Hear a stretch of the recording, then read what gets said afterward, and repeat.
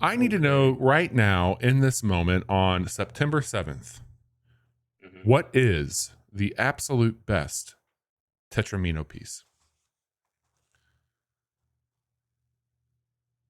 I mean, it's so easy to say line, but I think the answer is T. Oh, you mean T. hero, and you mean Tiwi.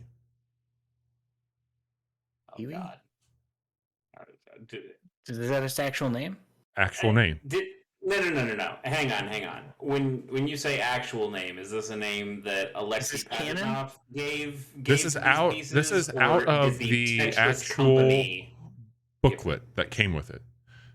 So you've got Orange Ricky. And that's what is probably just Nintendo marketing. You've got Blue bullshit, Ricky. You've got a Cleveland Z, which sounds like something sexual. Excuse me? You've got a Rhode Island Z. You've got a Hero, which is the long piece. You've got a Tiwi, and you've got a Smash Boy, which is the big God, I typed Cleveland Z into the internet and it shows me a Tetris block. I don't like it. You're on a list now, Chase. I don't like it. Yeah, it's the T for it's so the Tiwi. Yeah, it's the most versatile piece. Versatile. Yeah. Never mind. I hate Tetris now. I hate all Tetris. This is I'm just going back to Puyo Puyo. Hey, everybody out there, all the listeners, what you just heard was A, Chase not thinking I knew what I was talking about, B, Chase having to realize I did know what I was talking about, and C, having Tetris ruined. I was able to get a hat trick at the beginning of this episode. Grand Well, that's Slam. okay. I can feel pretty superior knowing that you have not actually started the show, or at least not gotten our faces on the stream. Oh, that's true. Damn, got him back. Counterpunch. That's right now. true. But well, the podcast still reigns supreme. Good. All right. So all that's there. You couldn't see us, but you could absolutely hear us, which is super important. I'm Bobby. Not that you can see me. The brains of the show. Chase, not Johnny, despite popular belief. Johnny Amazich, how are you this evening as well? Chase, you have a new background. Yeah. Well, I mean, not new for people who showed up here Monday, but new for Johnny. New for Johnny, that's for sure, and new for potential Wednesday watchers or listeners. Yeah, I bought a house.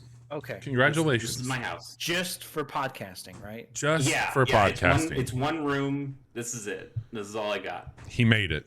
I'm on the toilet now. That's what it is. And it's a very effective way to continue. On one hand, it's a huge bathroom, but on the other hand, it's a very tiny house. Yes. Chase, you've been there for a little bit now.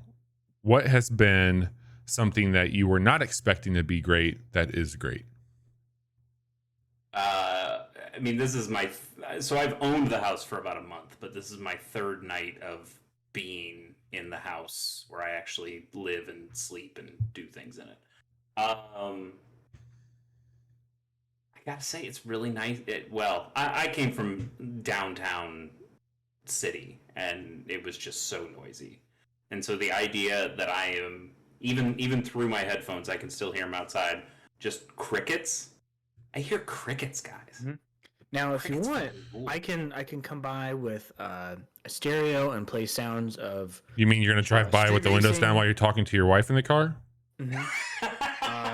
I can just bring your wife and son and just open the windows and just drive by a couple times and yeah, I'll be right at home. Thank you, Johnny. I appreciate that. Well, hey, welcome to the Casual Hour. We are a podcast ostensibly about video games, but mostly about buying houses. And tonight, we're going to be telling you all a little bit about some games that we've been playing, and there's been some new ones. We're going to cover a little bit of the news, and we're going to just put a big bow on episode 289 here in a little bit. So things you can look forward to. We're going to talk about Tinykin, Railbound, TemTem, Ooblets, 2 Point Campus, maybe a little Destiny, maybe a little Last of Us, some Pokemon news. Valve is apparently working on things, and we got some news on Halo. So all that and Call of Duty. So we've got a stacked episode. Make yourself at home, get cozy. Chase, have you been playing anything since you've been moving? I mean, I've been buying things. Does that count? Yeah. Okay. I mean, I bought Ooblets.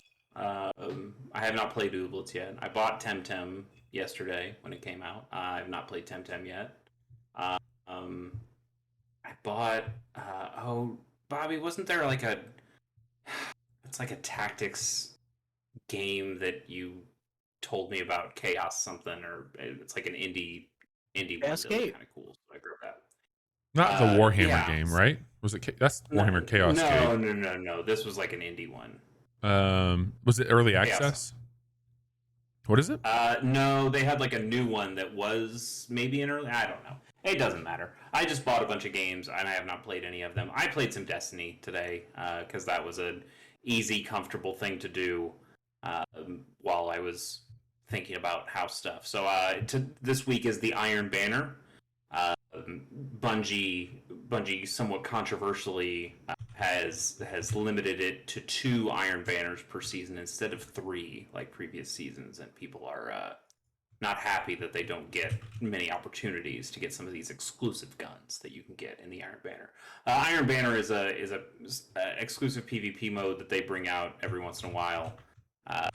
And there are specific guns and armor sets that go along with the Iron Banner. What's interesting is that they've actually tried to switch up this game mode. Before, it was kind of just the same control point stuff as before, but with a tiny little twist, and that's all it was. And it was just kind of boring, and it wasn't a lot of fun, and people just grinded out because they wanted the guns. Last season, when they introduced Iron Banner back again, they said, "Hey, we're going to try something different. We want to try some new game modes." And Within by new, Iron we Banner. mean within Iron Banner. Yeah. And by new, for that first one, they meant old because they brought back one from Destiny 1. I forgot the name of it, but the whole idea is that you need to like go and dunk it. It's a little bit like Johnny in Halo when you're taking the assault. Is it assault? You take the bomb into the capture area. Yeah. It's like reverse capture flag. Yeah. So it was a little bit like that. It was called Rift. That's what it's called. So you had to pick up stuff. You had to pick up like the Rift ball and then run it in there.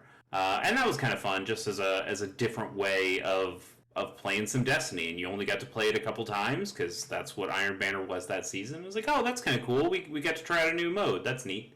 And they did the same for this season. This season, the game mode is called Eruption, which is kind of interesting. It is basically just team deathmatch. It's 6v6, but if somebody ever gets a kill streak of 5, then they are now, I don't know what they call it, like primed or charged or whatever, and they get a bunch of ability energy on kills. They also get 3 points for every kill instead of 1, and they just kind of start steamrolling. But the only problem is they also have a 15-second timer applied to them. And if that timer ever gets down to 0, they explode and die and then go back to just being one of the normal people. Yeah, I saw some tweets about people not happy with the map design for that gameplay as it spreads people out a little too far for something that has a timer on kills.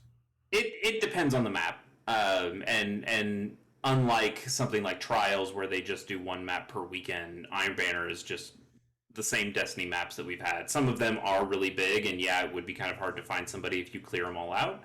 Right.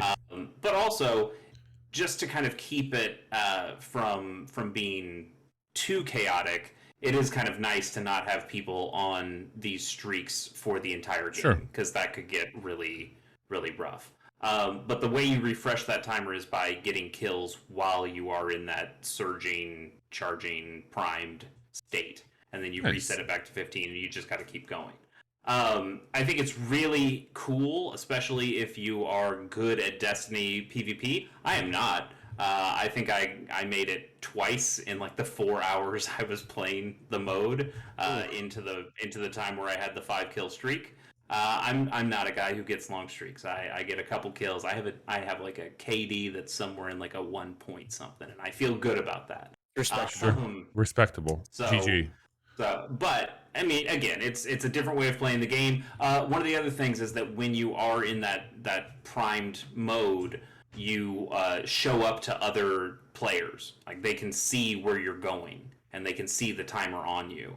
So they know, like, oh, that's the guy. Either it's, oh god, that's the guy who's on a streak, I need to get the hell away from him, or I see where that guy is, I'm gonna take his ass out. And then, like, because you can even see them through walls, there's just an indicator. It's like, okay, now you have a better chance of getting the jump on the guy who's really good. And that somewhat evens the playing field as well. I think it's a fun mode. It's pretty cool. I'll play a little bit of Iron Banner when it comes back next week as well, and I'll probably play a little bit more this time. But I was really looking for one gun that they reintroduced into the pool this season. It's a sidearm, and it's got some new roles, and I thought it looked pretty cool. So I got that. I got the role that I wanted, and I don't have to play any more Iron Banner if I don't want to. But that was, we all know how that goes. Kind of fun, just playing some Destiny. I haven't actually engaged too much with the story this season. Not because I think it's bad, but because the house, the moving, and all that stuff. Sure. I look forward to a little bit. I look forward to catching Luke up. Smith with, will with forgive that you. stuff. It's okay. We don't have to. I'm we don't sure have we to will. make sure he knows that you love him still. But yeah, like I've said this a couple times before, but I think this is a decent season. It's a fine season. I'm not the biggest pirate fan, so a lot of the theming here kind of just goes right Lost over on me. you? Yeah, a little bit. Like I think they're some of like the big muskety looking weapons in here. I think are kind of silly, but they've got some good traits. I really like what they've done with Arc 3.0. They now have all of the light subclasses redone into that kind of stasis style where you can pick the aspects and fragments and really customize them to your preference. There are some really cool builds, and I'm having a good time just playing Destiny, and I think it's something I'll just keep chipping away at every once in a while, which I think is the way they want you to play Destiny. That's Destiny 2 and a handful of games picked up. Chase, congrats on the house, and congrats on eventually having a little bit normalcy and putting out some content and getting back to that place you want to be in. So that's coming, man. Baby steps. I'm going to spend a lot of time on this couch here to my right, and I'm gonna hell yeah. I'm gonna play so many video games on that couch. I have some updates on video games for you all. And let's start with Tinykin. I beat it. Yeah. Nice. I overall think that Tinykin is pretty damn cool. I will say this. This is a small team that makes this game. I think that if you play the demo, and I say this as somebody who put 9 hours into the game, I love the game. If you play the demo, you've kind of seen the game. And it's a bit of a bummer because they literally copy and paste objectives into each room of this house, and there's not a whole lot of variety into what you're doing, and you get all of your Tinykin pretty early in the game, and then you're just doing the same shit, like literally the same objectives in each one of the rooms. Get this many pieces of pollen, find these artifacts, unlock this door, go to the next room, do the same thing. And that's a little disappointing. It is a bummer because they could have done some more environmental storytelling with the Tinykin and what they bring into it. And there's two Tinykin that kind of do the exact same thing. And it just felt like they were trying to figure out how to add another variety in there. And I think that the demo is a very strong showing. And I think that this is probably what I hope there could be more in that universe. There's a pretty satisfying end. Would you say that, like, for what it is, it's like the perfect length time-wise that it should be? I think it could have been shorter than 9 hours. It could have been half of that. But the environments are very cool. The rooms are very well thought out. I think they probably put more time and energy into building the world than they did into what you will be doing in that world. And that's okay. Like, it's a really cool, heartfelt story. It talks a little bit about like humanity and all that fun stuff. So I'm not here to shit on it. I'm just here to say what it did well. It did very well. I wish that it would have done that less, which is a weird thing to ask for in that case. But Tinykin, It's on Game Pass. I think it's a great place to check it out. It is currently 10% off the time of this recording, but $25. I think not bad. not bad. Not bad. So that's Tinykin update there. Another game that just came out, and this is on a handful of platforms, is called Railbound. We did a quick look for this. This is from Afterburn. They did a game called Golf Peaks. I know that Chase was a big fan of. I also enjoyed. Huge fan. This is an absolute fucking delight of a video game. It is so well done. I think it's $5 on iOS and Android, and it's currently on sale for $11.69, 10% off of a $12.99 sticker on Steam. But this is a beautiful puzzle game where you are connecting trains in the order they need to be put into, and there's going to be some pretty clever things that keep it from being done easily. I think it is absolutely gorgeous. It's got a fantastic hand-drawn art style to it, very good soundtrack. I've been playing this primarily on my phone. I was able to do a little beta testing on it and just kept going that route. I will say when they kicked on the 1.0 launch of this, there was a really nice UI refresh they did based off of what we did because we did a quick look at the demo for this. It's done really well, and if you have a device that has haptic feedbacks on a phone, there's some slight little things that they do that I think are just amazing bits of polish. So like as the train carts bump into one another, you get a very subtle vibration on your phone, which I think is really just, for a puzzle game, it's a nice little touch. There's like 9 worlds to get through that seem to have like 12 stock vanilla levels, and then there's a bunch of bonus levels in each one of those, and they get pretty challenging. A lot of content. Yeah, there's a ton of content in here. The games are virtually the same if you're playing this on a computer or if you're playing this on your phone. It is double the cost on Steam.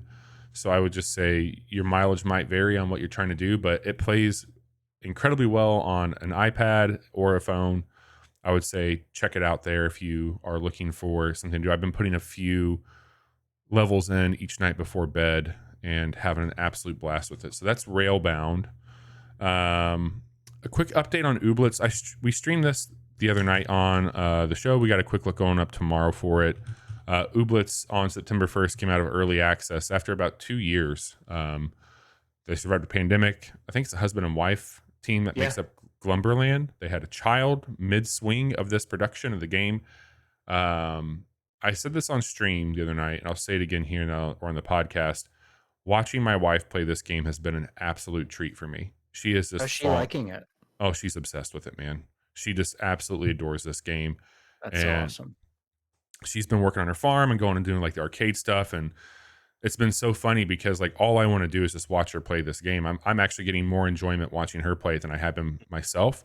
And so I'm having her dock the Switch in my dock down there, and like I'll just be there. She's like, "Hey, can you tell me, like, I'm trying to find this?" And I'll like look up a picture and show her what she should be finding. And then I've been playing, the other game I'm going to talk about is TemTem. I've been playing TemTem on my Steam Deck next to her while she's playing Ooblets, and it's just been perfect. It's been so good. But Ooblets is fantastic. That's the slice of life survival crafting, not really survival, but just crafting and monster taming.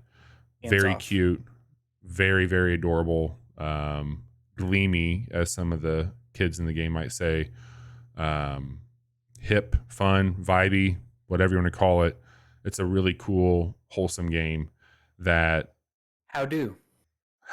Yeah or nah? It's great. It's great.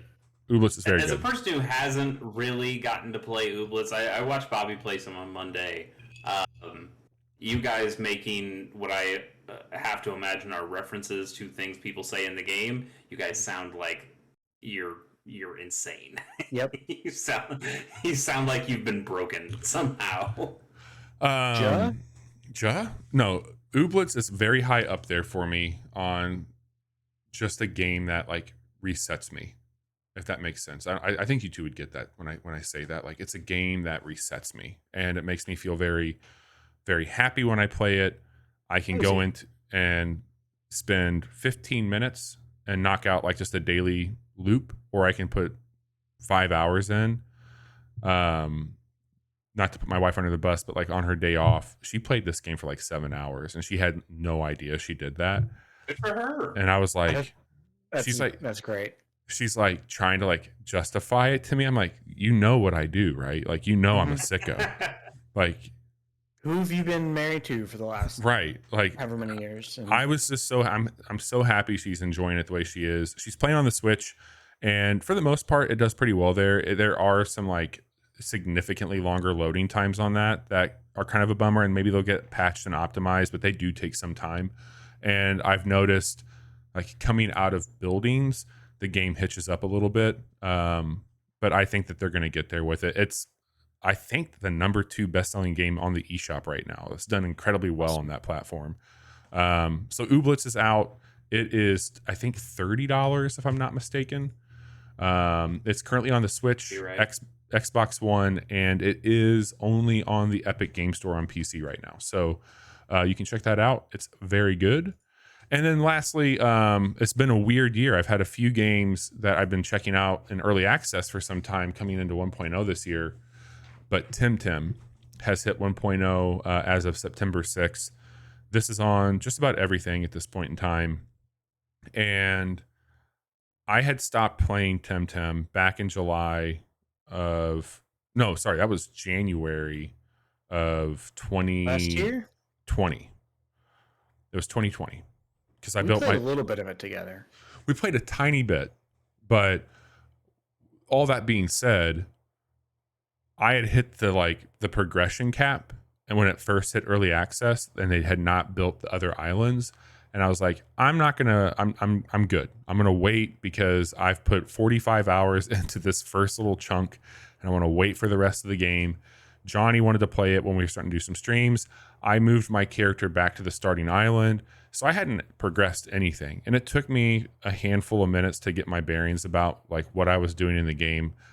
I'm back upright, and I shared this with Johnny today. This was Did the game keep that your progression from early access? Yep. Everything's all there. And the cool thing about it is it has not only cross play, but it has cross progression as well. So if I wanted to switch this to the Switch, or if I wanted to get this on PlayStation for whatever reason, like all my save stuff would be there outside of PC. So that's like, you know, a little peace of mind for anybody who maybe picked it up on a platform they aren't very happy with. You can always abandon ship and go somewhere else if you need to. I will say this much: this was the game. Yeah. Well, let me ask you this: we've talked about potentially playing this co-op a little bit. Is it going to be boring for you? Is there anything to gain for you by coming into my brand new world with all of your bells and whistles that you have? Are you just going to kind of steamroll stuff, or does it find a way to balance things at all? I mean, at this point, I've got a shit ton of Tims that will be ready to pull out based off of your leveling. So okay. I can come to you with a full squad at your level and just play with them. And then as you start to grow, I'll just start to swap out my TemTems with ones that are more there, and I'll level up more, you know, which will be fine for me. So, okay. This is the game that made me want to build a PC, which is a weird thing to say. I had my MacBook Pro. I heard this game was coming out. It looked really cool. I didn't know much about early access. I put a copy of Windows on my MacBook Pro, and it was off to the races after that. But I will say what I've said before, and we're going to talk about Pokemon later on. This is, in my opinion, one of the best modern takes on what Pokemon is. Like, it is just flat out, like, they're doing so many things right when it comes to mechanics and what you would want from one of these games. There's a finesse and a polish here that just feels very good for being an MMO. It's not stuffy. It's not crowded at all. Like, it doesn't feel like you have to be emoting with people or do dumb shit.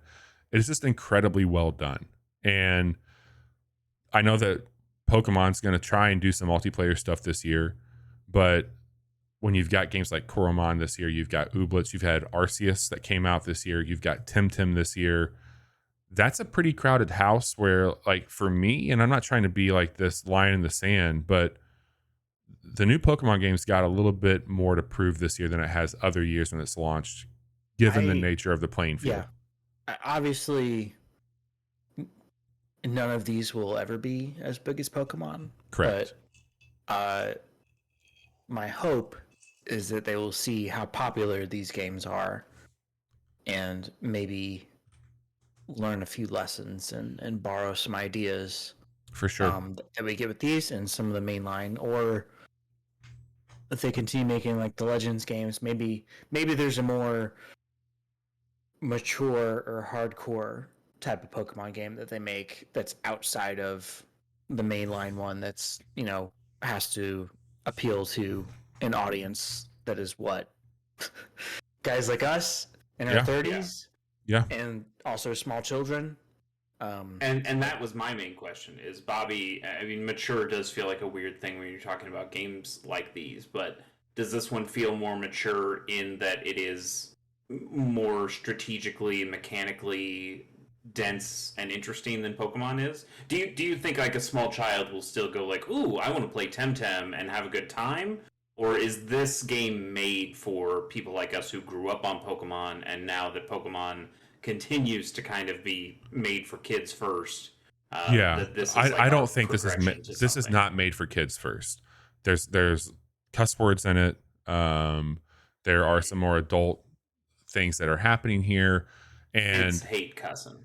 kids hate cussing. And I will also say this, like, this game's fucking hard. Like, if you don't get your team right, and if you're not leveled up, like, you'll get your fucking ass handed to you by the most mundane shit out there. Like, you need to make sure that you're not only going into this environment with like a good squad, where like the other thing this game does that I really appreciate, like, you could in Pokemon, oh, this is going to be a water type gym, so I need to make sure I've got a handful of people that can handle that gym.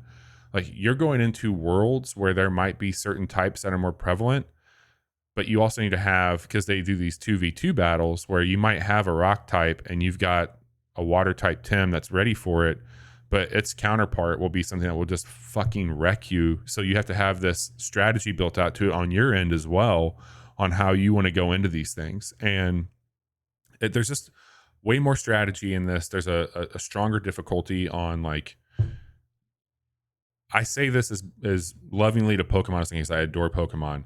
You could get through a good portion of that game with like one or two Pokemon. Like, Huh? you could kind of like muscle your there's way a through it. whole YouTube channel that Chase and I follow.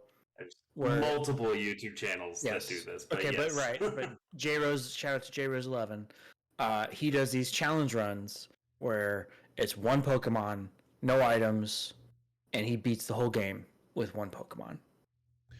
Now, obviously, and sometimes you have to have like some interesting strategies to do so, and other times they just fucking steamroll because you're right. And even like watching like Games Done Quick when they do Pokemon runs, like they're I think the thing was a Blastoise for a while when you're doing Red and Blue, and then it switched to Nidoking once people figured out the tech. But you are also just beating the game with that one Pokemon as you go along, because it's so fast and it's so easy to do such a thing.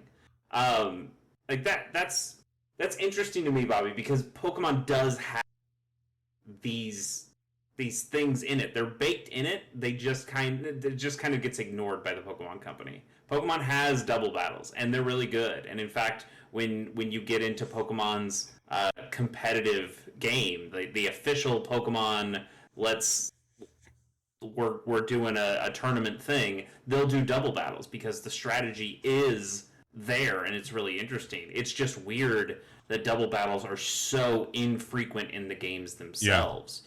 And that's one of the reasons also I like the ROM hacks, is when you talk about something that's more difficult, most of the ROM hacks that you see are going to say, like, we tried to make this more challenging in one way or another. There are hacks that are specifically made to be more challenging, like the Kaizo hacks, or a lot of other specific challenge ones where they don't really change the game too much. And then there are other ones that's like, we made like a whole new game, but also we made it really hard because that's the kind of game people are looking for, or the people like us are looking for.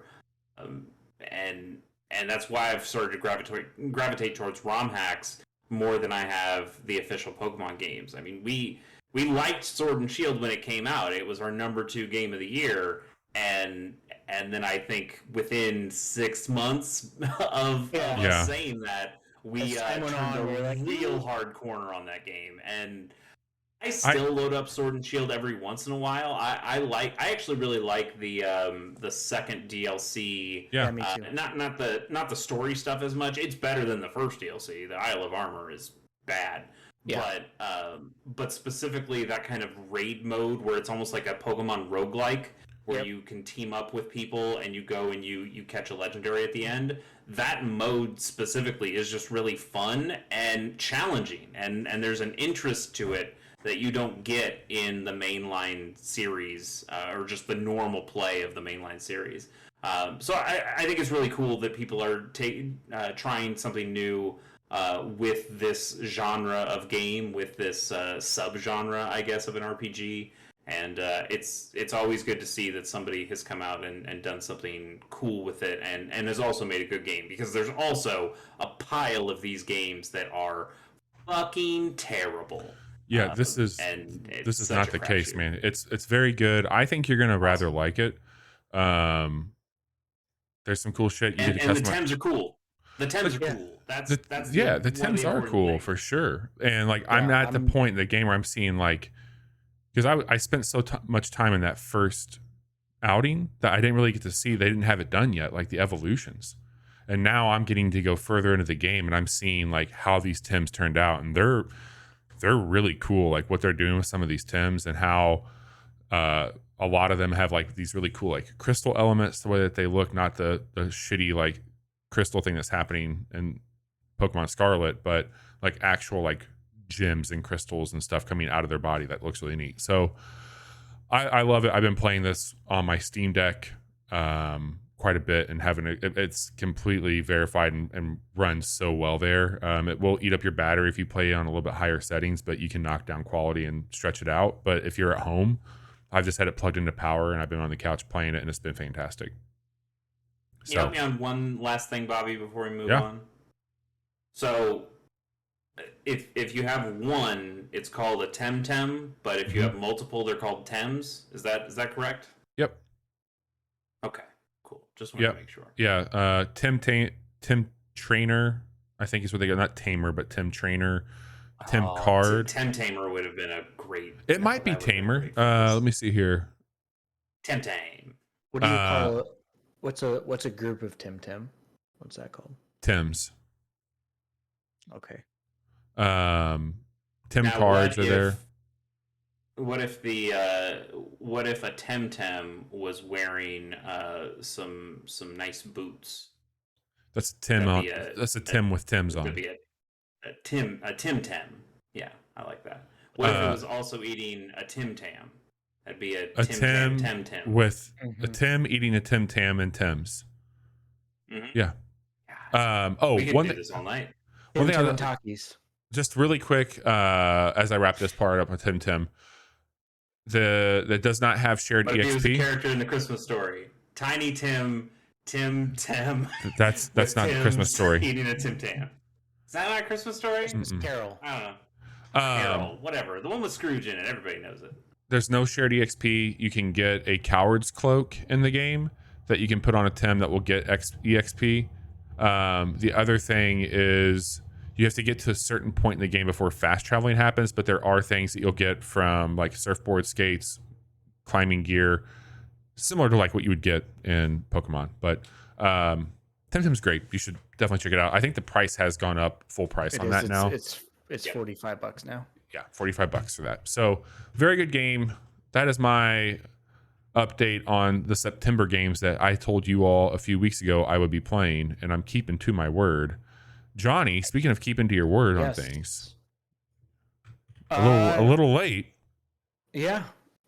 So a friend and I purchased The Last of Us Part 1 for our other friend for his birthday. And that friend just happens to be the person that I do PlayStation library sharing with. Oh, how convenient. How convenient. So I paid $35 instead of $70 for the privilege of playing The Last of Us Part 1, the remake of 2013. You feel good about yourself? No. Good. The remake of 2013's The Last of Us, which was then remastered for the PS4 in 2014. That was pretty quick, right? Because like I want to say Yeah. that was around holiday. They had the PS4 like graphical update, frame rate update. That It because was it was summer. It was like summer. a Okay, year after it came out. So it a was full year after the PS4. Mhm. No. It was a year after the first game came out. Oh So yeah, because that was it like came out June in of June 2013. 2013. It was June PS4 2014. came out in November 2013. Yeah, And then Last of Us Remaster came out, I think, in June 2014. got it. It was Okay, around a year. I've played every version of this game that has come out now, and this one does look the best. That's for certain. It better. It looks really good. These are new character models. this is a remake. This is not a Mhm. remastering. Yes, so we can debate whether or not it was worth the time of the very talented people at Naughty Dog to make this, and then not include the much like people really fucking love that multiplayer that was in that first game. I have a feeling because they are working on multiplayer that is set in the Last of Us universe, that's why we didn't get it in this remake. But having said all that, Maybe they're just waiting for the TV show. exactly. It's the best this game has ever looked. The story is exactly the same. It's the same wonderful performances by Troy Baker and Ashley Johnson as Ellie. I haven't even made it to Ellie yet. I only played for like an hour just to check it out and see. And it is impressive. I don't. Wait, so they didn't redo the audio? The performances are the same? They didn't redo the voice lines? No, Okay. that's all the same. The motion capture is still the same too. Yeah, that part wasn't important. Like, fuck it, it's probably fine. Yeah, I mean it's okay. It is. It's fine. Like I feel so conflicted about this. I think if you've never played The Last of Us before, you could just get the remaster for like $10, and play it that way. You could, because it looks fine. Like what I've heard is that the gameplay improvements are really what makes the this AI one and shit is supposed to be really good. Yeah. Because it's pulling everything they learned from Last of Us Part 2. Yeah, and like I said, I've only played for an hour, so I haven't gotten too deep into some of the more like intense combat scenarios yet. But it looks really good. I don't know, like I don't know who this is for. I can tell you who it's for. They wanted to have something before the TV show, right? Absolutely. Yeah. And it's weird that they put this out now when the TV show sometime in 20. The TV show get delayed? It's not delayed. Wasn't it supposed to come out this year? I don't think so. They never said. They showed the teaser off before the first episode of that new Game of Thrones. They showed like 15 seconds of it. You got to see Nick Offerman as what looks to be Bill, and you had a few lines of dialogue from both Ellie and Joel. But this, to me, what happens every season when The Witcher comes to Netflix, that game goes through the roof on Steam. Yep. It just goes through the roof. And I think that for a branding purpose, to have a box that has PS5 on it, and that's just The Last of Us, and then to even bring, like, because what's weird also is like that opening title, that late title card in the game, it does not say The Last of Us. They've updated that to say Part 1. Yeah. Which is interesting. Yeah, that it's fine. This is fine. You two do not need to buy this unless you really, really want to play through The Last of Us Part 1 again. I have it on PlayStation with my cousin. Okay. All right. I forgot about that. I would say if you own a PC and a PS5, maybe just wait till that PC version comes out.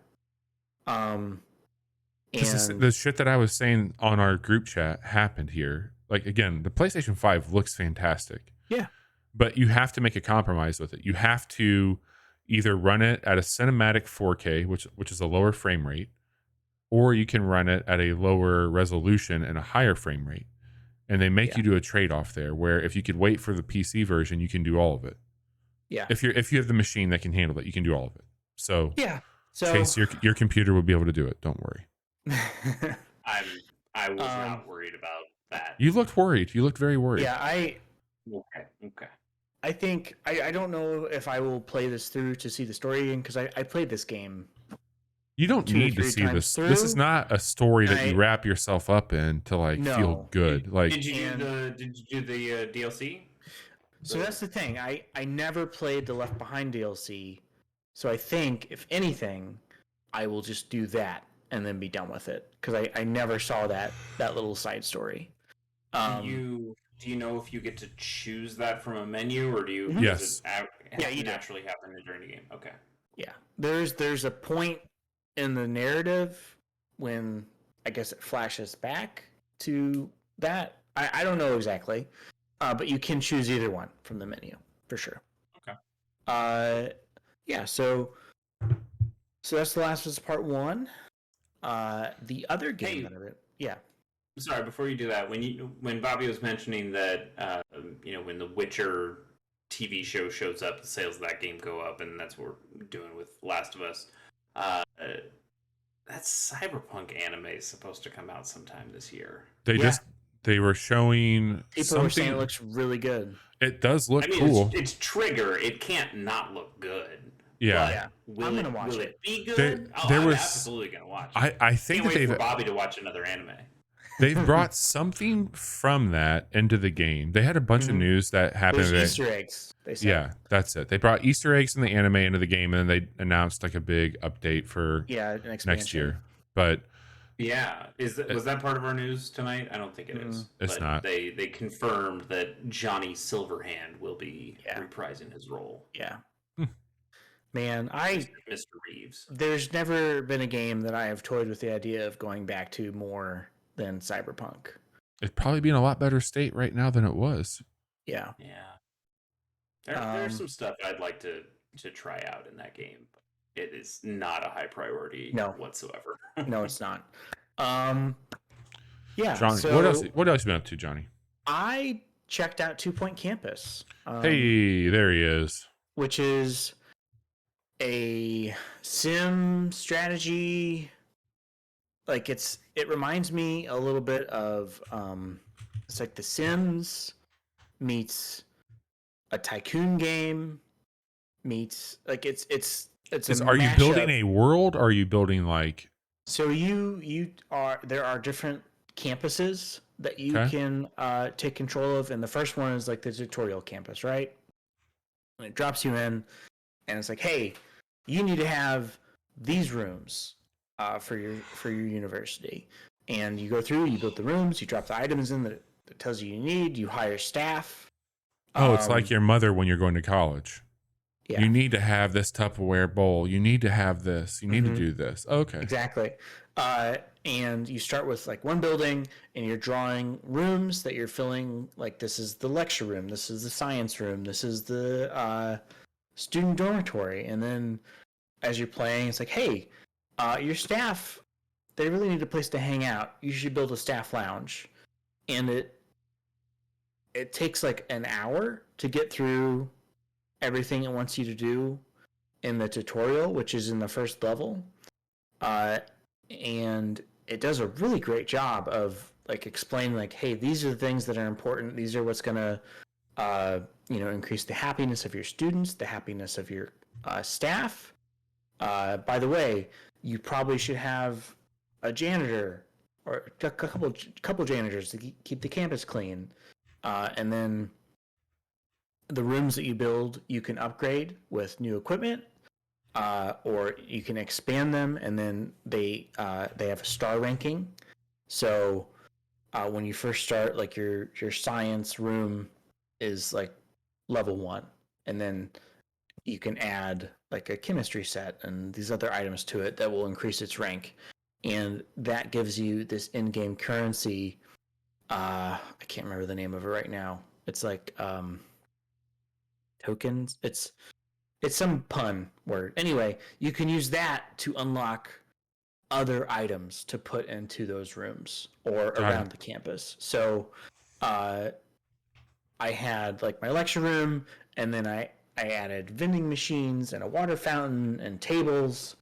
And Damn, you did it you're all up. doing you're doing all these things to increase uh, the attitude of your students, and then eventually it has you build a student lounge. And one of the objectives it gives you is to hey 2 years 3 you need to have 3 pairs of students become best friends. How do you do that? You build a student Make lounge a and podcast. you put a dartboard in there and an arcade machine, and these other things that people can go in and like become friends and bond with each other.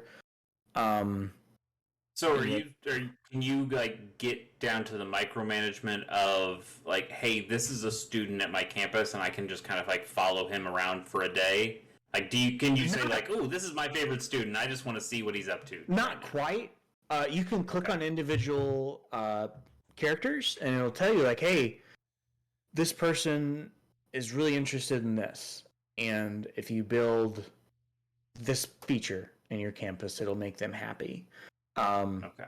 And at the end of each, I don't know if it's like semester or whatever, but every so often, you get money back from like tuition and things like that. And then eventually, once you increase the status of your original campus, you can buy a new plot of land, and that is this is for drama. So you have like, I don't know if you can mingle them together or not, but like I had one building that was for science, one building that was for technology, and then after about an hour, it was like, hey, congratulations, you unlocked the next level. And so I was like, okay, that's a little weird, but it's instead of just like a community college like I'd been working on, it was a culinary school was the next level. And so Okay. new sets of challenges, new types of classrooms, but I still had like the science classroom, and there's like a VR tech room that I could build. So I think it's as you're progressing, there's going to be more and more layers, and it's gradually becoming more complex until I'm assuming eventually you get like a sprawling campus with all these different disciplines that people can study, and it just seems to be onboarding you very gradually to get you used to having to like manage all these different types of Is it one of those like this dense that's going to continue to just like expand and get bigger and bigger and bigger, you think? Or is it more contained? It doesn't feel super dense. Like there's definitely a lot of layers there. There's a lot Sure. going on. But it has this really, like, you guys have seen the trailer for it. Like it's goofy. It's not taking itself too seriously. It looks like Wallace and Gromit, right? Yeah, like the stuff that you've mentioned hasn't sounded as wacky as what I've seen. Have you gotten into more of those ridiculous things, that weird shit's going on in your campus? Not quite as strange. I see some items later. Yeah, I can see some items that I can unlock later on that are a little bit sillier. Mm-hmm. But it's definitely tickling that strategy game part of my brain, and I wanted to play some more of it before we did the podcast tonight, but it just it didn't work out. So you throw away your old campus when you move on to the next one? Nope. Okay. I can go back to it. I can keep working on it. Nice.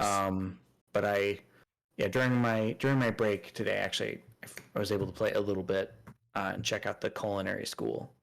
And it's in like this very European looking city, this culinary school. So I don't know. I pleasantly surprised. You're digging it. Yeah, I went into it with like no expectations whatsoever. Right. I just knew that I think a lot of people really like 2 Point Hospital.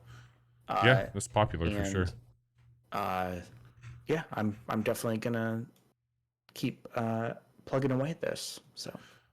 Now, one more important question. 2 Point Hospital had eventually had Sonic the Hedgehog DLC. Ooh. What is Sonic the Hedgehog doing in your campus? Going fast, eating chili dogs. There have been no Sonic spottings as of yet. Damn. Damn. But Keep an eye out for me. I will. If he shows up, I'll let you know. Okay. What if Big the Cat? Ooh.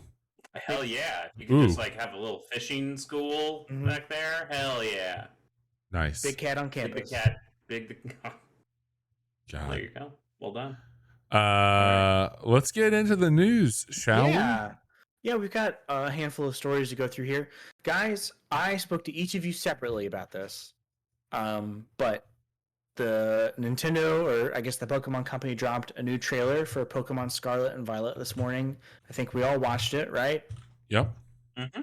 And I came away from it feeling, not that I wasn't excited for new Pokemon. Like, it was just a given I was going to buy it when it came out because it's Pokemon. But I came away feeling maybe a little bit more optimistic about what it's going to be when it comes out. And both of you seem to concur with that sentiment. What did you guys think? You think it looks promising? I think this is the weirdest looking mainline Pokemon game I've seen. Mm-hmm. And I mean that in a good way. Like, they're doing some weird shit from like... They're trying some new shit. There seems to be something with like vehicular Pokemon. Like, you've got the motorcycle ones, but there's a giant... Was that a giant truck Pokemon in that trailer? Like a massive... That was just some Mad Max shit right there. Yeah. Like, I thought that woman was gonna come out with like a chromed out double guitar or something. But like that stuff looks cool. Yeah. I think the graphics in the environment are still pretty boring. Like, they're probably better than Sword and Shield, but looking at some of those trees, I'm going like, this still kind of looks kind of jank. Yep. Dog water, as I would say. But I do think it has some interesting things that it's going for. I like this idea of the open world where it just looked like you were putting down a waypoint and doing a different kind of adventure that day. Hey, we're going to go do this kind of exploration mission, or now we're going to go to this place and fight these trainers. And I hope it really is that, where there's just like a lot of quests that you can do that maybe even refresh, and not just, hey, you're doing the story and now you do this quest and that quest and that quest, and isn't it open world? Because I could totally see them doing it either way, but I'd really like it to be the first way. Agreed. Yeah. That big crab Pokemon looks pretty good. We've had a decent amount of good crab Pokemon in the past, but I also like this one. Yeah. That was one good looking crustacean, and then they showed off two like. I thought they were just variants or further evolutions of, I can't remember the Pokemon right now, but Gallade, a guy looked at it and was like, oh yeah, it's basically, it's like the same head shape. He's got like the sword arms, like that just makes sense. And then when they said they had different names, I was like, oh, that's not just the correct variant, the regional variant. That's odd, but I think both of those legendaries look kind of cool. Unfortunately, I think the Violet one continues to just look better than the Scarlet one. I'm a little torn on which one to play. Have we decided on which one everybody's playing? I'm getting Violet. Johnny, I think did that. I think here's what I'm thinking, and let's just hash this out as a podcast in front of our audience here. All right. We've talked about some way, shape, or form, whether it be on Friday nights or Monday nights or whatever. I want to play through a Pokemon game with you guys. I've played Pokemon, a lot of those. I'd like to make that happen in some way. And so I'm thinking about getting the double pack and having one be what I play when we're doing it together, and then the other just be like what I could be playing whenever I wanted to like fuck around and do something. I'm kind of kicking that around because I'm a sicko and a weirdo, but that's what I'll tell you from experience that when you buy a double pack of Pokemon games, one to play for a specific stream and one to play for yourself, make sure that you pick a good Pokemon game and not Brilliant Diamond and Shining Pearl. Yeah. I ended up buying the double pack of Sword and Shield and sold Johnny. Sold Johnny one of them. It's like, here, just buy this and like give me the ones that I need. But I think I might have already pre-ordered the double pack on this. I don't remember. I'm probably going to do the double pack. Either way. You're both sick. Okay. Yeah. All I know, Bobby, if you also want to go Violet, I'm fine going No, Scarlet. no. I really don't care. I'll get both. Okay. I mean, it's I not still like those feel like exclusives are hard to come by nowadays.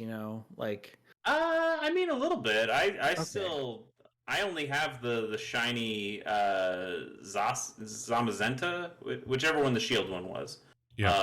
Because Bobby got snagged one for me at like a GameStop thing, but and also I need to I don't need to do shit, but if I went through that second DLC in a copy of Shield, which I still haven't bought yet, then I could get the other Reggies that you need that you can only get one per game.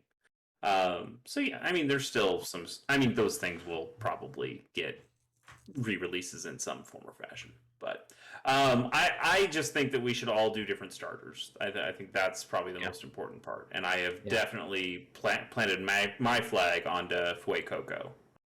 I'll do the water type. I always do the water type. I'll do the little the duck. Okay. Johnny's like, Johnny, are you okay with he's like, Sprigatito? he wanted to do Fuego. I know he did. I can see it. I know he did, but he's getting Scarlet. I'll bite the bullet and do. I'm sorry, I'll bite the bullet and do Scarlet if you can do Sprigatito on your Violet. Yeah, I'll do. Or you'll just you guys will just do what you did in Fire Emblem Three Houses, and nobody will take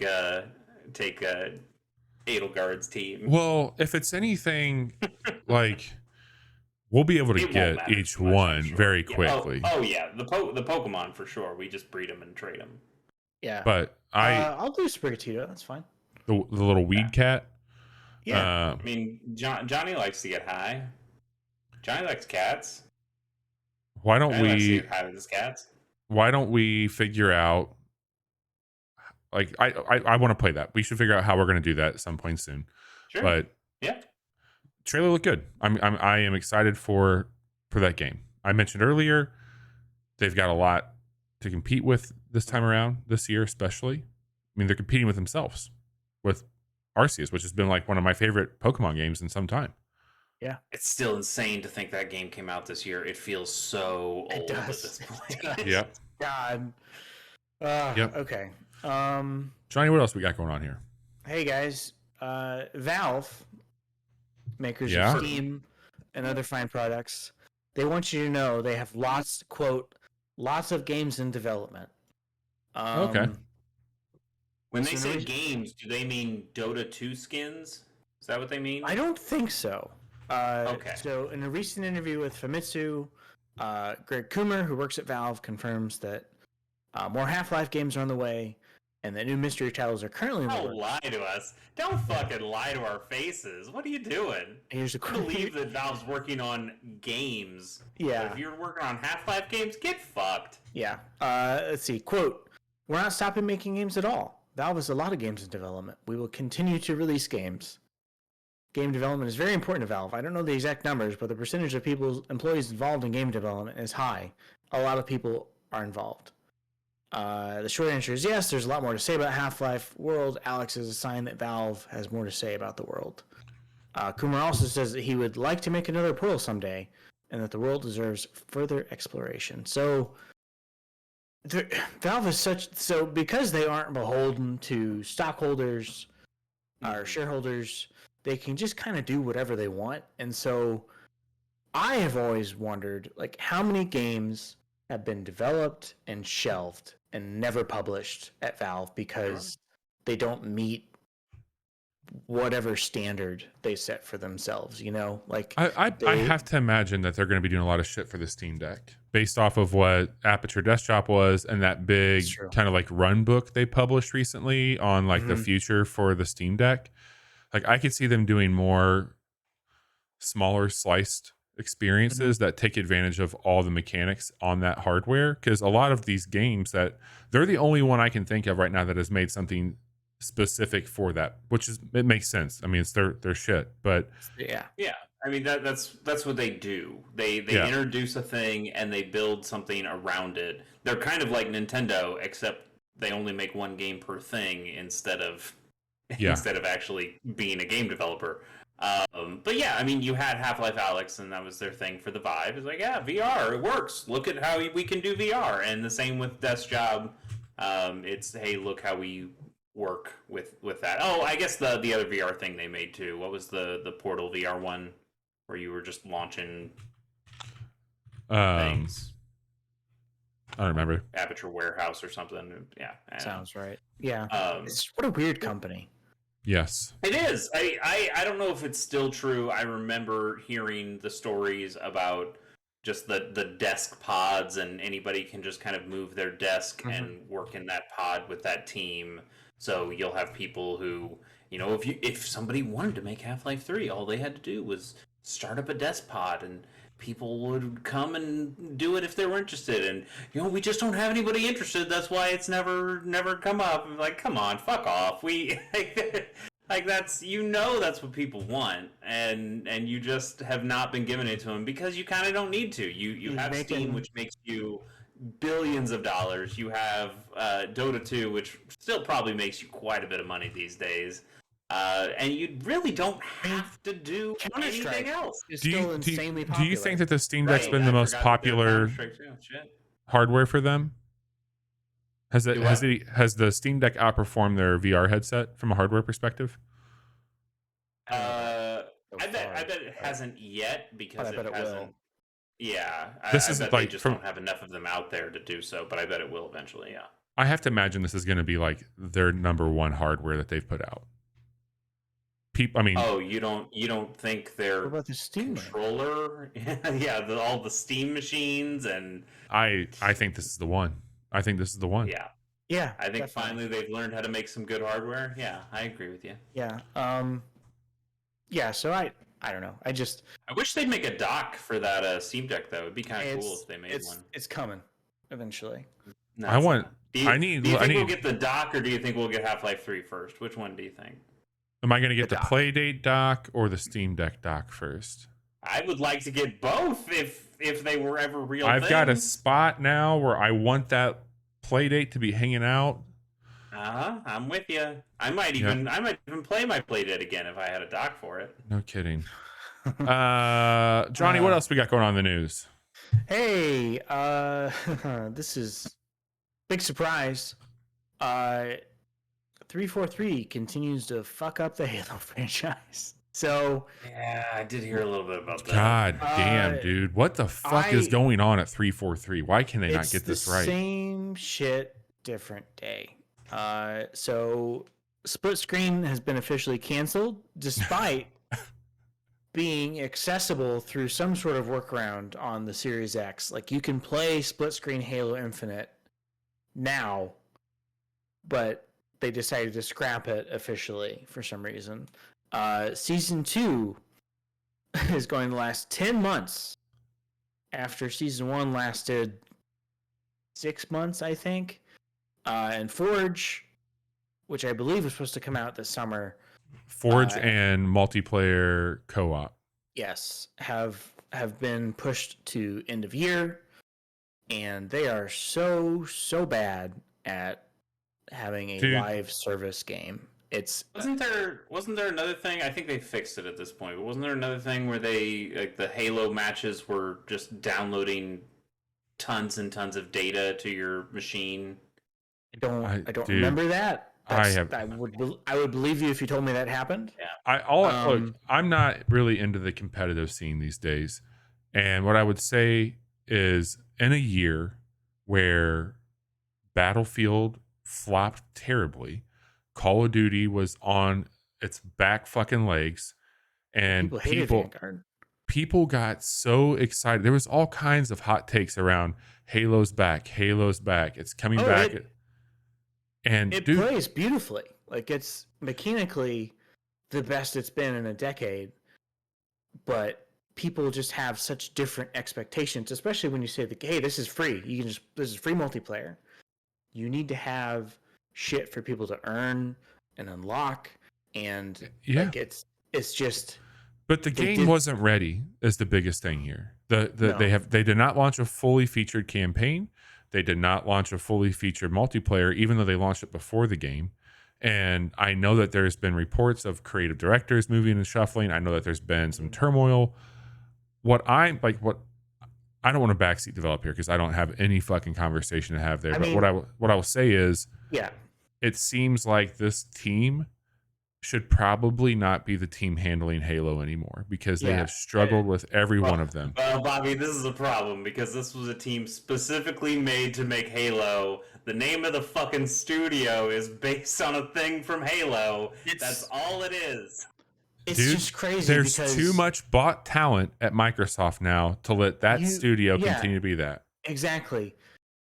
I mean, this is Halo, and you're Microsoft, and you're telling me your flagship franchise, the thing that made Xbox what it is today, is a fucking mess. How do you fuck it up this badly? Here's my thought. It's that on one hand, I get game development's really hard. Mm-hmm. We've gone through a pandemic.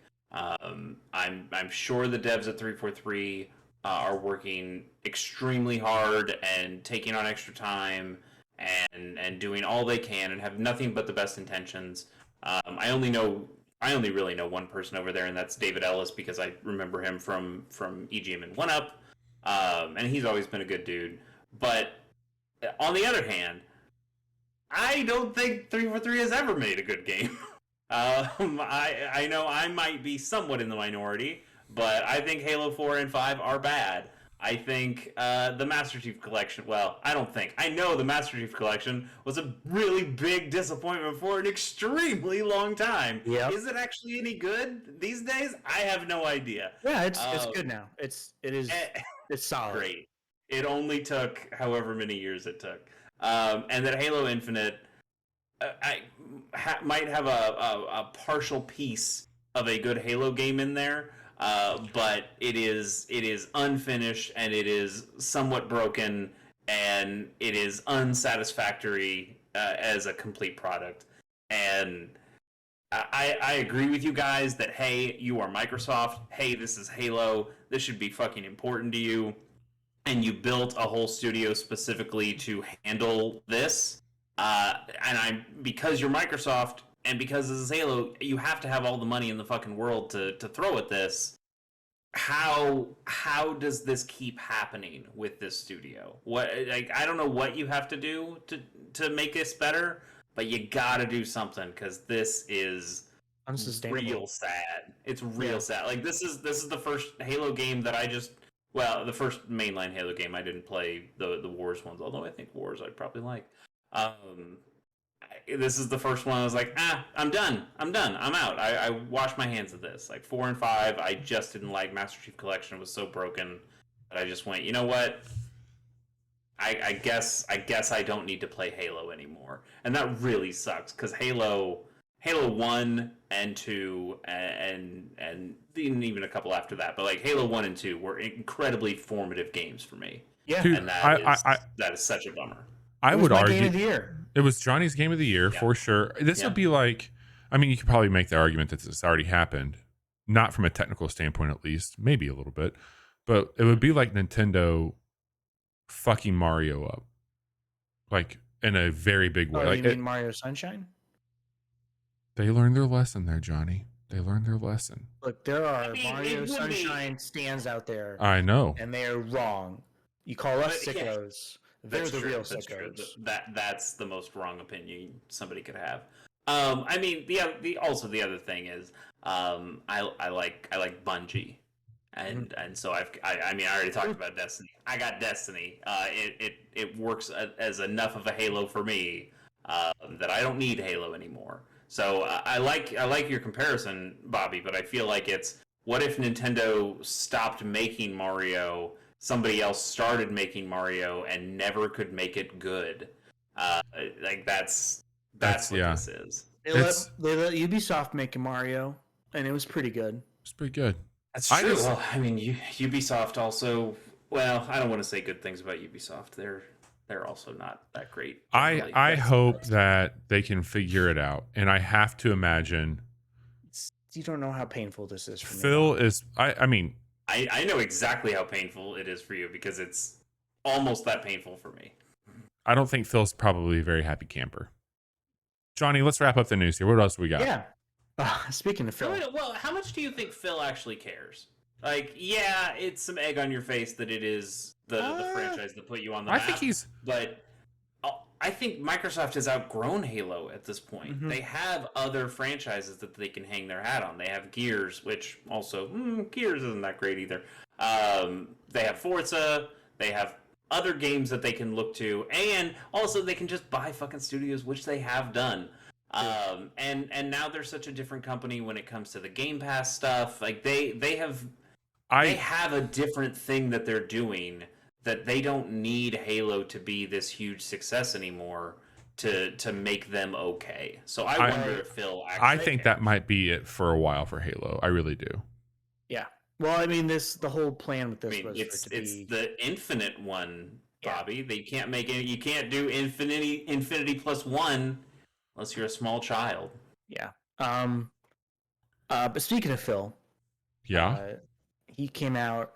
They put like a white letter page out, right? On. Yeah. Let's see. I don't remember where he said this. Basically, they offered to put Call of Duty. So they offered to extend the existing contract 3 additional years for Call of Duty. For those games to still. I don't think that was made clear by that letter from Microsoft. That was from Jim Ryan. It was like, yeah, they like Microsoft wasn't like, hey, we're going to let them have it for 3 more years. They were saying like, we want to maintain a multi-platform approach with Call of Duty. So, in the existing agreement was the next 3 Call of Duty games would have some sort of. It was it would be 3 additional games beyond the predetermined contract they already had. So I think including Modern Warfare 2, which comes out in October, like 5 more after that. So probably like close to the next generation of consoles, or at least after the half-step consoles have come out, assuming that happens again. And Jim Ryan came out and said in a statement to GamesIndustry.biz, Microsoft has only offered for Call of Duty to remain on PlayStation for 3 years after the current agreement between Activision and Sony ends. After almost 20 years of Call of Duty on PlayStation, their proposal was inadequate on many levels and failed to take into account the impact on our gamers.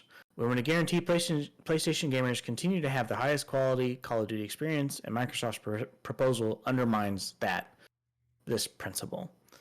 I think this is a tricky one because, like, Sony, their whole thing is we have studios that only make games for us, but also Call of Duty has been like multi-platform since its inception.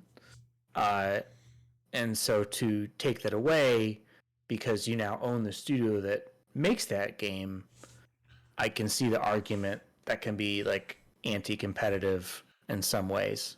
But I'll point back to the statement he made with Bethesda. Our games will remain available wherever Game Pass is.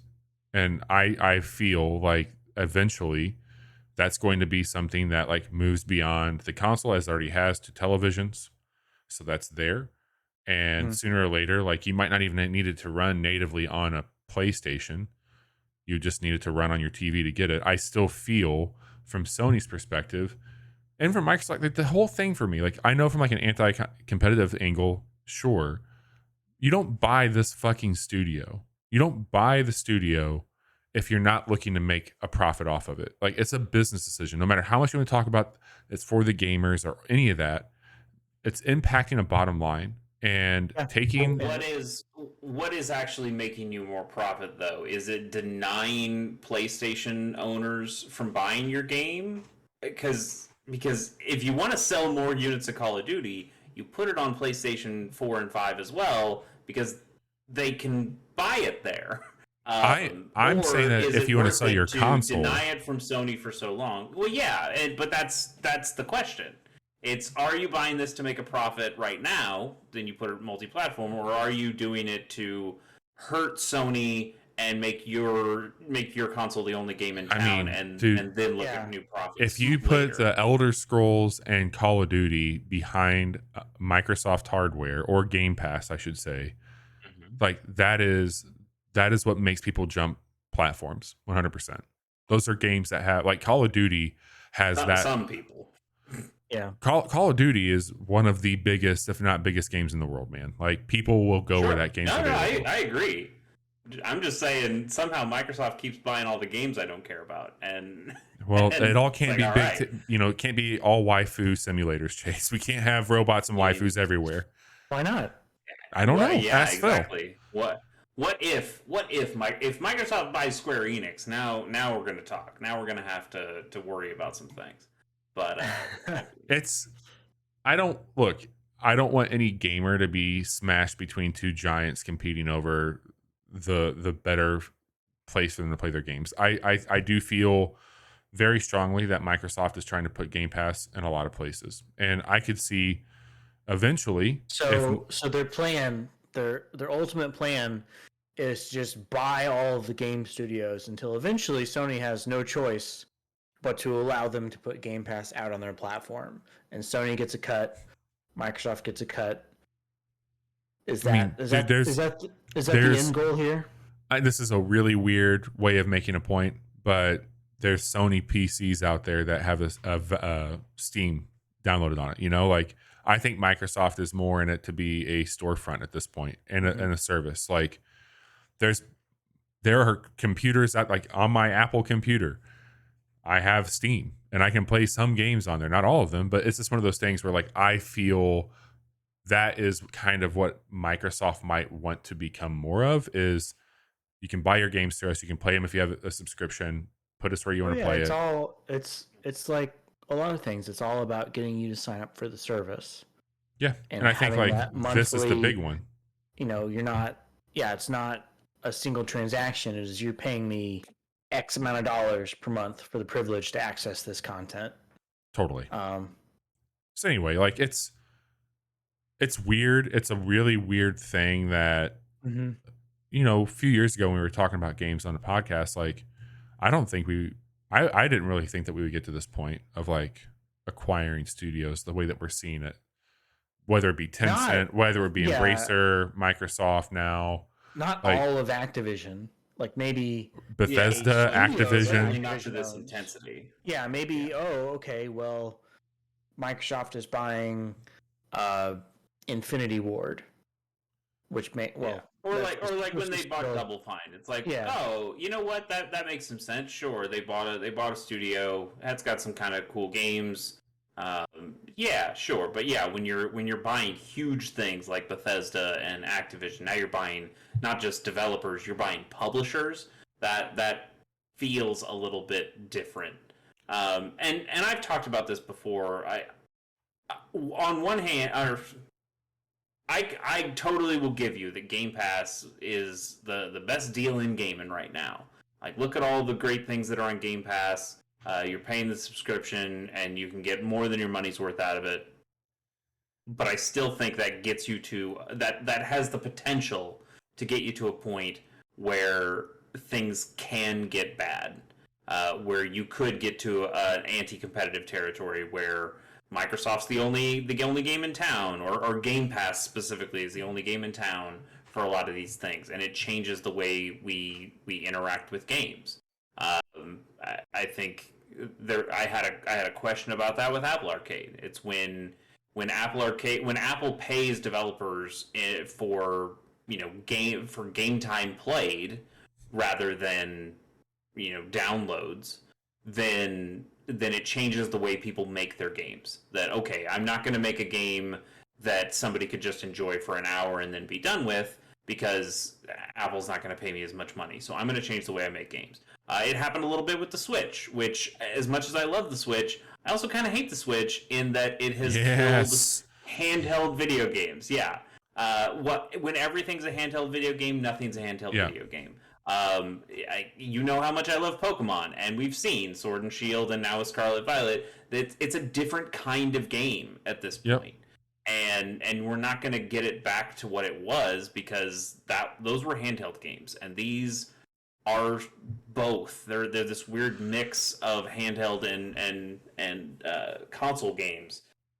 I understand change is necessary, but there are certain kinds of games that I like that I feel like could get killed at some point. If Microsoft is putting everything behind Game Pass, and Microsoft has historically not been very good at appealing to Japanese audiences or Japanese game developers or people who just enjoy Japanese games, this guy, if everything becomes Game Pass, doesn't it make sense that we'd get fewer Japanese games and Japanese styled games because those are just the games that Microsoft doesn't do? And you know what? Fuck you, because Game Pass is the only game in town. Like that's the kind of worry I have with something getting too big like this.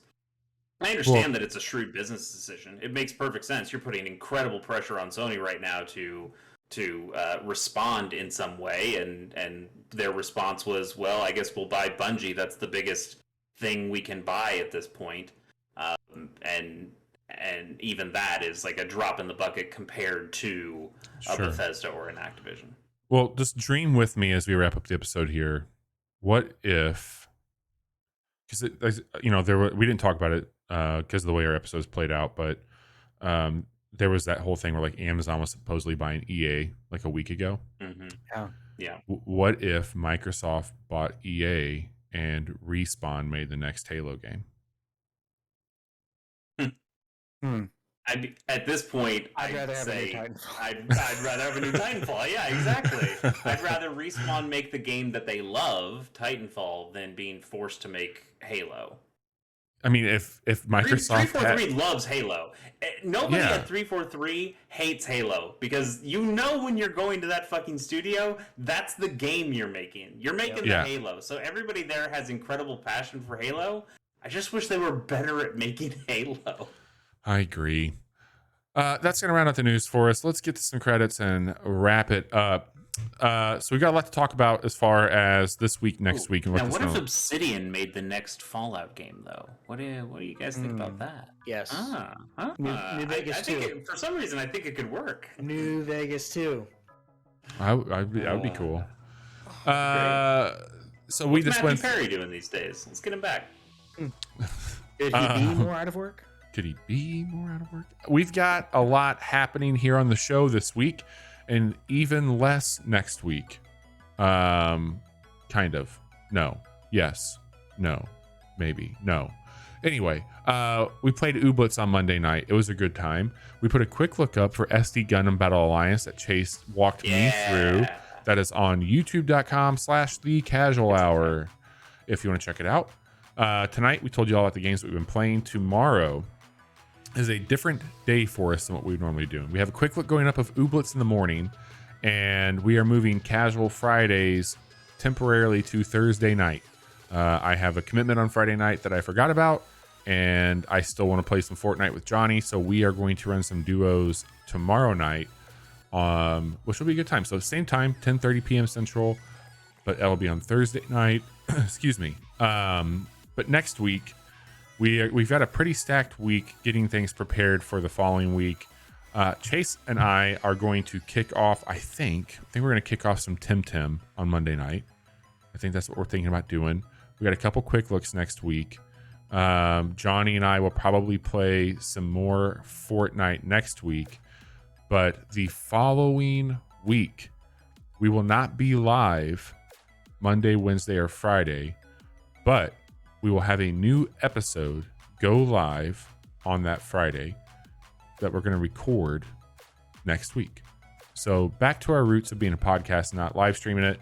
We just have, I'm going to be on assignment and with Bobby's the guys. Got some plans. I'm still putting together a house. Johnny's a mess. Generally. So.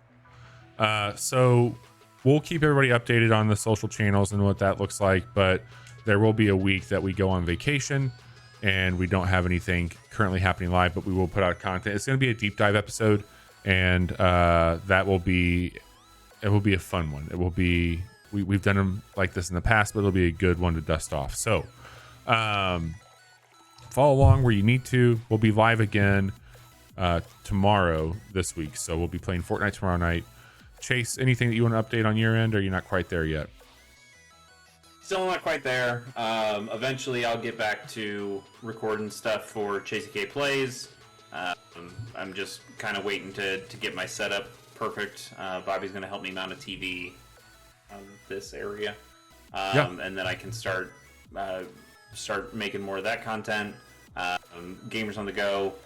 I just kind of need to get settled a little bit before I get back into podcasting stuff, but looking forward to eventually getting there. And the house has honestly been coming together faster than I thought it would. So hopefully that'll be sooner rather than later. Very cool. Well, this has been a ton of fun. Everybody, thanks for hanging out. Again, we're going to have a few adjustments on our schedule over the next couple weeks at the Casual Hour, primarily on Twitter, where we can get those real-time updates. Thanks, everybody, for tuning in. We'll see you live on twitch.tv/casual hour. Take care. See ya.